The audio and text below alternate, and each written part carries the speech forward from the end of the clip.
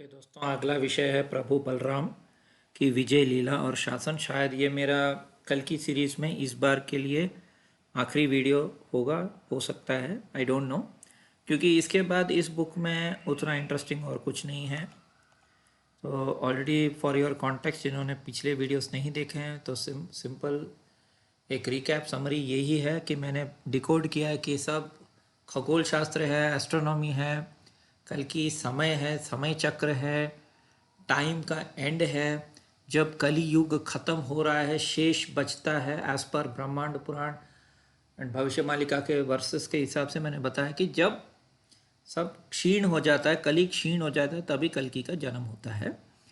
और कल्कि कोई जाति, देश, राष्ट्र, राज्य से रिलेटेड नहीं है, पूरे विश्व के लिए। इसलिए उनका जन्म होगा विश्ववासु साल में। एक कैलेंडर के हिसाब से, विक्रम कैलेंडर के हिसाब से 2012 विश्ववासु है, और शका कैलेंडर जो सब लोग ज़्यादातर यूज़ करते हैं इंडिया में, वो 2025-26 है, जो अभी चल रहा है। लास्ट ईयर मीन शनि आया था, मतलब शनि मीन राशि में आया था। नॉट ओनली शनि, और 5 ग्रह भी आए थे। ओके, पंचसखा, ये हर बार होता है। पंचसखा मतलब 5 ग्रह। तो मैंने ऐसे डिकोड किया है। एंड यस, कुछ लोग पूछ रहे हैं क्या अगर सब कुछ कॉस्मिक है, क्या वो ह्यूमन फॉर्म में नहीं आएंगे? तो आएंगे, मैंने कभी नहीं कहा कि वो नहीं आएंगे ह्यूमन फॉर्म में। लेकिन ये जो भी लीला चल रहा है ना, पूरे दुनिया में जो भी लीला चलता है, वो कॉस्मिक लेवल पे शुरू होता है, ऊर्जा लेवल पे पूरे दुनिया को अफेक्ट करता है। उसके बाद कहीं जाके एक इंडिविजुअल दिखता है, ओके, एक पर्सन दिखता है। तो मैं अभी बलराम जी का जो वर्सेस हैं डिकोड करूँगा। जैसे कि मैंने कहा कि इसके बाद क्या मैं इस सीरीज के ऊपर या कल्कि के ऊपर वीडियो बनाऊंगा, अभी के लिए मुझे नहीं पता। तो ये शायद मेरा आखिरी वीडियो होगा इस विषय पे। ओके, तो ये पटल मालिका महापुरुष अच्युतानंद जी ने लिखा। दक्षिणे जन्म हेबे बलदेव धनु मासरे। सेम लाइक कल्कि, वो भी धनु मासरे ही में ही जन्म लेंगे। लेकिन दूसरे आई थिंक पंचसखा ने बोला था कि वैशाख मास, यहाँ तो धनुमासी लिखा है, और कल्कि जी का भी धनुमासी लिखा है। दक्षिण जन्मे हेबे बलदेव धनु मासरे उदय होइबे। बेंकु बोली ग्रामेश्वर तार जात होइबे नब कले बरा। शिरे रहितिब सपत फेणी श्री अंग सुंदर धवलपुणी। तो इसका लिटरल मीनिंग बताता हूँ। महापुरुष सालबेग ने अपने ग्रंथ कली भारत में लिखा है कि प्रभु बलदेव जी, ओके, अर्थात आठगढ़ जो घीर पटना के समीप स्थित है, वहाँ रहेंगे, और उनका जन्म गोदावरी तट के निकट होगा। साथ ही महापुरुष अच्युतानंद जी ने अपने ग्रंथ दश पटल मालिका में प्रमाण देते हुए बताया कि बलदेव जी का जन्म दक्षिण दिशा में होगा, धनु मास में। उनके शरीर का वर्ण अत्यंत सुंदर तथा धवल यानी वाइट कलर का होगा, और उनके मस्तक पर सप्तफेणी यानी 7 फनों वाला शेषनाग का चिन्ह होगा। ओके, मेरे मन में एक संदेह प्रश्न। प्रकृति पुरुष दोनों ही युगल भाव से लीला करते हैं, जोड़ी में, जुड़वा टाइप का। तो ये ट्विन फ्लेम्स की बात हो रही है। प्रकृति के बिना पुरुष नहीं, और पुरुष के बिना प्रकृति नहीं। उसी प्रकार दो भाई भगवान, तो ये इनका ये है ट्रांसलेशन, कि भी अभिन्न प्रीति है, जो युग से मिलकर लीला करते हैं। कृपया श्री बलदेव जी के जन्म एवं कीर्ति का विषय में विस्तार पूर्वक बताइए। 12 के वचनों सुनकर महापुरुष शिशु अनंत दास कहते हैं कि रेवती कांत अर्थात रेवती के प्रिय श्री बलदेव तीर्थ राज गोदावरी के तट पर विश्वकर्मा नामक ब्राह्मण के घर जन्म लेंगे, और तत्पश्चात घीर पटना के निवास करेंगे। श्री बलभद्र जी प्रभु कल्कि से गुप्त रूप में भेंट करेंगे। जहाँ जन्म लेंगे उस स्थान पर स्पष्ट ठिकाना लोगों को ज्ञात नहीं हो पाएगा, ऑब्वियसली। श्री बलदेव जी आनंद पूर्वक दूध भात खाकर गुप्त रूप से निवास करेंगे। जब प्रभु कल्कि की शक्ति का संचार होगा, तब वे श्री बलदेव जी को बुलाएंगे, और दोनों भाई गुप्त रूप में बैठकर विचार करेंगे कि किस किस स्थान पर लीला की जाए। तो अगेन ये सब क्रिप्टिक है, कोडेड है। This is not talking about human कल्कि, इंसानी कल्कि या इंसानी अनंता, ओके, या इंसानी बलराम। ये गैलेक्सी की बात कर रहे हैं, दिखाता हूं। So first of all try to understand, Ananta जो है वो पूरे ब्रह्मांड को सपोर्ट करते हैं, पूरे ब्रह्मांड को उठाते हैं। Vishnu blue colour, yellow colour ये सब इसलिए है क्योंकि वो आकाश हैं और सूरज भी हैं, ओके। और पंचसखा यानी 5 ग्रह उनके साथ आएंगे। तो शेषा का मतलब है जो बचता है, जो बचा है, शेषनाग, ओके।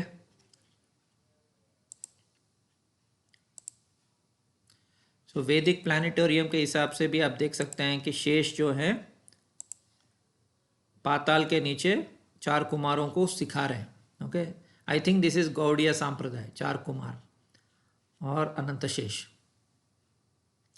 तो ये वीडियो भी आप देख सकते हैं। मैं वीडियो डायरेक्टली दिखाना नहीं चाहता था, बस स्क्रीनशॉट्स ले रहा हूँ। यूनिवर्सल चैंडलियर, इसका मैं लिंक दे दूंगा बाद में, ठीक है। ये अमरावती और बाकी सब प्लैनेट्स, इन सब की बात हो रही है इस वीडियो में। नाउ कमिंग टू अनंता।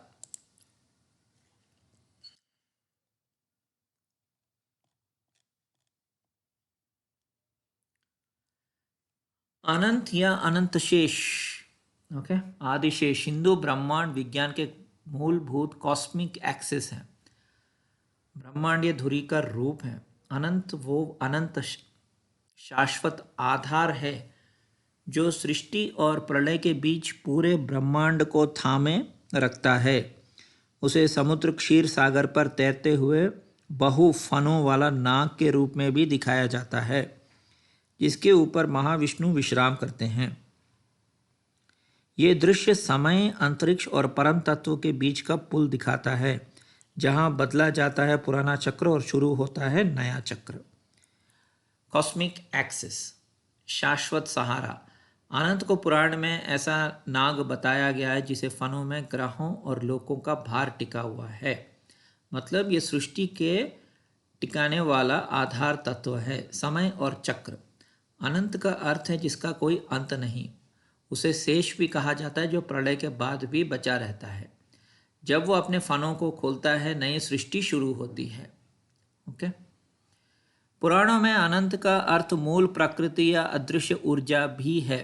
योग में वो शक्ति कुंडलिनी के रूप में दिखाई देती है, जो तब तक कुंडली मारे रहती है तब तक जागरण आरंभ नहीं होता। सृष्टि और प्रलय का पुल, जब महाप्रलय के समय कुछ समाप्त हो जाता है तब अनंत और विष्णु बचे रहते हैं। वे क्षीर सागर पर विश्राम करते हैं और मौके का इंतजार करते हैं कि नया चक्र शुरू होगा। अनंतशायी विष्णु का अर्थ, विष्णु और अनंत पर शायन योग निद्रा का प्रतीक है। ब्रह्मांड की उस अवस्था का जहां सृष्टि समाप्त हो चुकी है पर नया आरंभ हो रही है। सर्व चेतना का आधार, ज्ञान का वाहक, ओके। पतंजलि भी अनंत का अवतार है, लक्ष्मण जी भी अनंत का अवतार है, बलराम भी अनंत का अवतार है। कॉस्मिक ऑर्डर, अनंत नागों को राजा मानते हैं, नागों का राजा। उनके कार्य ऋत यानी कॉस्मिक ऑर्डर को कायम बनाना है, ओके। तो मैंने कल एक डायग्राम भी बनाया था, वो भी दिखा देता हूँ, ओके। ये देखिए, तो आप देख सकते हैं, ओके। ये हो गया आपका धनु राशि, ये हो गया वृश्चिक राशि। ये पूरा जो है ये अनंत है, अनंत विश्व, मिल्की वे जो एक्सिस है, ठीक है।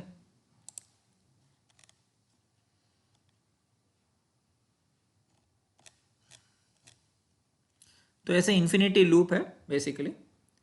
वैसे सूरज का जो पाथ है, जो सूरज जो आकाश में जाता है, उसको हम एनालेमा भी बोलते हैं। मैं दिखाता हूँ, स्टेलारियम में जाके दिखाता हूँ।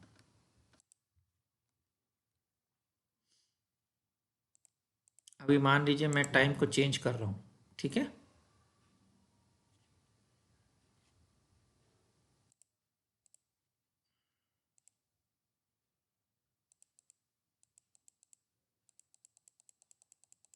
ऐसे घूम रहा है, राइट, आकाश गंगा घूम रहा है।